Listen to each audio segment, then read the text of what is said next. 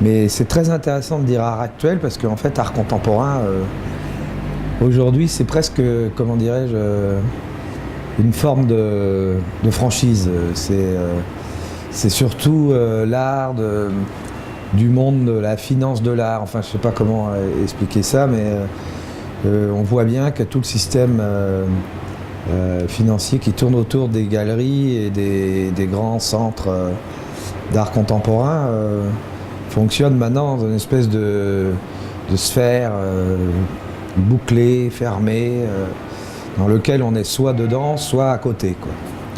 Alors je me situerais plutôt à côté, moi, du coup, et ça depuis assez longtemps. Ça fait à peu près 30 ans maintenant que je ne me satisfaisais pas de ce système, et surtout j'avais une sensation qui s'est avérée exacte ensuite, d'une sorte de phagocytage, de manque de liberté presque.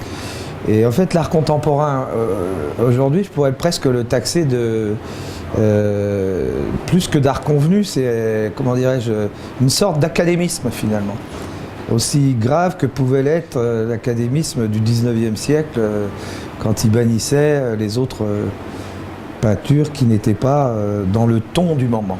C'est pour ça que je me suis embarqué dans un monde de l'espace public où je me coltine les ingénieurs qui sont des pragmatiques bien entendu et des cartésiens au possible qui jugent les choses par des calculs et par des formes. Donc forcément il y a confrontation puisque moi je suis dans l'altère de l'autre côté, donc ça va pas du tout. Et en fait il y a là finalement un milieu, quoi, comme on peut le dire en biologie, dans lequel je me suis introduit.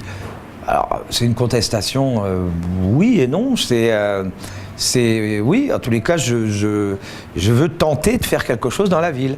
Et je veux faire avec un travail artistique, travail de citoyen au même titre que quelqu'un qui travaille le truc, mais sans dictature, quoi. Et donc, je me sens tout à fait dans mon époque, dans le sens où j'utilise des technologies contemporaines, que je manipule un matériau immatériel particulier qu'est la lumière, mais surtout que je travaille avec un principe, un procédé qui consiste à avoir une sorte de fragilité dans l'œuvre. Je dis œuvre pour donner un terme, un travail en tous les cas plastique, qui consiste à prendre la nuit comme un support, une forme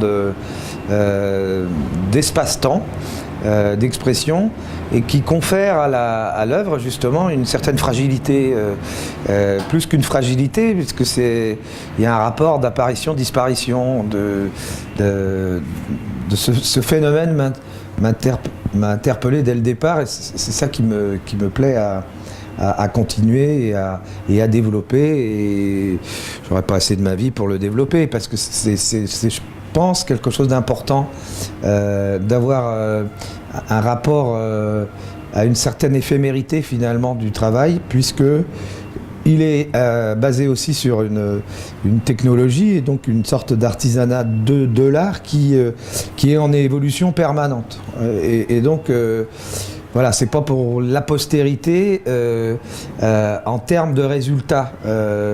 Ce qui peut être évidemment tracé, c'est les synopsis, c'est les documents que je peux rédiger pour faire parce que qui dit que si quelqu'un voudrait recréer une installation que j'ai pu penser en 2014, en 2072 ou en 2085, il y aura certainement des matériaux, et c'est le grand débat d'ailleurs qu'on peut avoir sur toutes les œuvres contemporaines qui travaillent comme ça avec des technologies. Il me semble que le travail est plutôt celui de la pensée et celui de la recherche du percept que celui de la facture ou de la tradition de l'œuvre d'art en bronze ou dans un matériau. Voilà. Et on voit à quel point d'ailleurs les musées mondiaux sont en pleine difficulté aujourd'hui pour entretenir un Rothko par exemple, qui peignait avec des pots de peinture de bâtiments qu'il trouvait, donc les trucs tombent en plaques en ce moment. Que va devenir les œuvres de Dan Flaving quand les tubes de fluorescents américains à bande d'amorçage n'existeront plus, que vont devenir tout un ensemble d'œuvres. Donc si ce n'est que la rédaction du Percept, la façon dont ils ont voulu dire ces choses à ce moment-là.